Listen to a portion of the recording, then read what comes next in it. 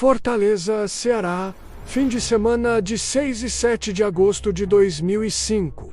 Enquanto a cidade vivia sua rotina tranquila, uma das maiores operações criminosas da história do Brasil estava em pleno andamento. Bem debaixo do nariz de todo mundo, literalmente, um grupo de homens, se passando por donos de uma empresa de grama sintética, executou o lendário assalto ao Banco Central. Um crime que parece ter saído direto de um roteiro de Hollywood. Mas como eles conseguiram essa façanha? Tudo começou 3 meses antes. Em maio, os criminosos alugaram uma casa modesta, a apenas 78 metros do banco. Na rua 25 de março, o disfarce era perfeito. Uma empresa de fachada chamada Grama Sintética, com direito a uniformes e distribuição de bonés para os moradores da vizinhança. Ninguém suspeitava que por trás daquela aparência de normalidade estava sendo cavado um túnel sofisticado. E que túnel! Ele tinha cerca de 80 metros de comprimento, 70 centímetros de diâmetro e estava a 4 metros de profundidade. Para não levantar suspeitas com a terra retirada, eles a espalhavam discretamente pela casa e a descartavam em sacos de cimento e ração.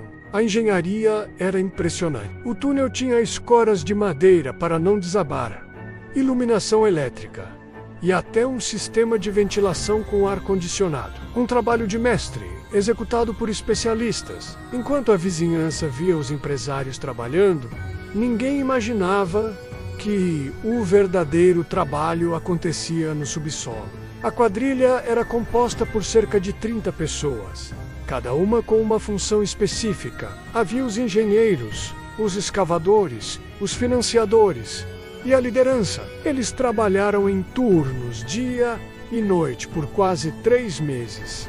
A precisão era cirúrgica. O objetivo era alcançar o piso da quexe forte do banco, que tinha mais de 1 metro de concreto e aço. E eles conseguiram.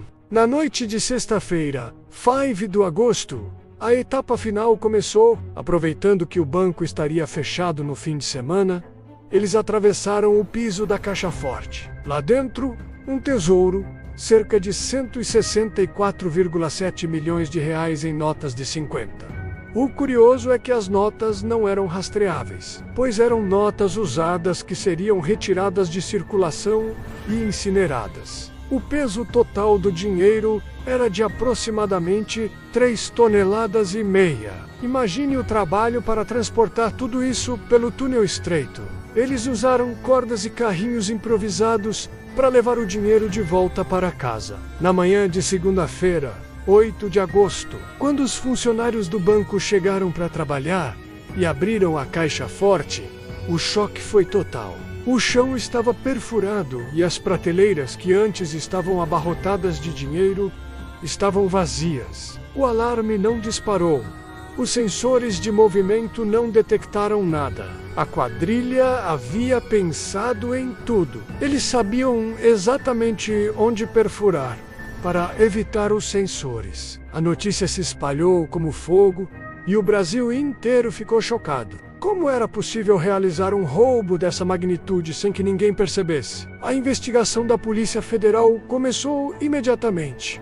Foi uma caçada humana sem precedentes. A primeira pista veio da própria casa alugada. Lá, a polícia encontrou ferramentas, restos de comida, o mais importante, impressões digitais. A partir daí, os investigadores começaram a montar o quebra-cabeça. O primeiro a ser preso foi José Charles de Moraes, um dos envolvidos na logística do aluguel da casa. A partir de sua prisão, a teia de conexões começou a ser desvendada.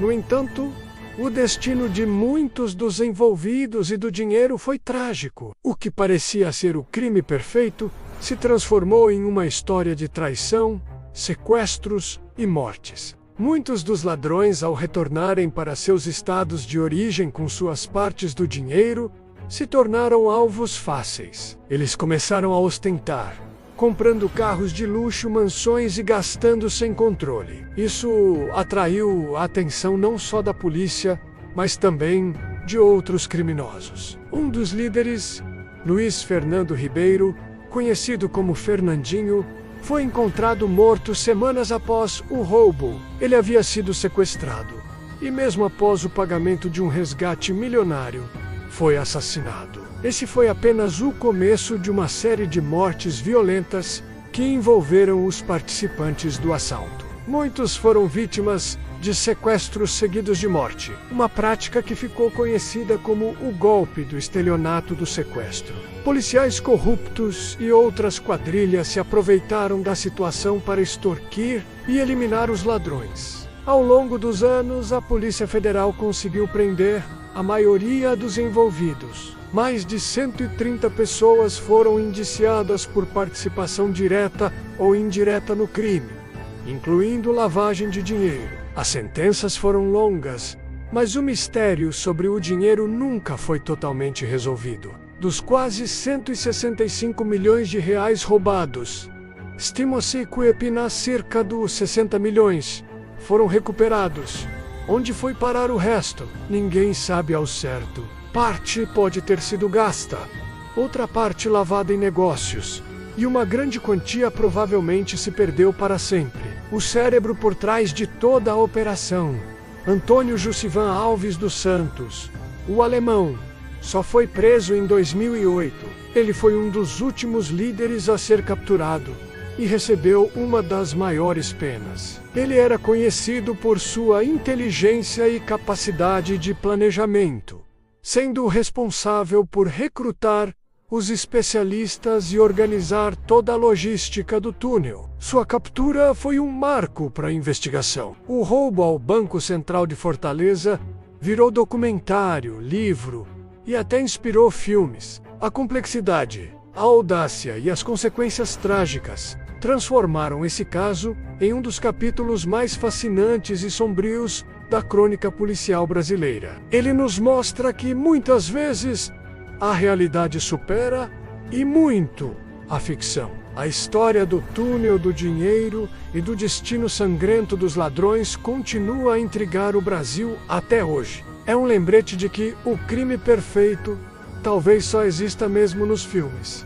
Obrigado por assistir até aqui. Se você gostou dessa história impressionante, não se esqueça de deixar o seu like, se inscrever no canal e ativar o sininho para não perder os próximos vídeos. 8 Approxima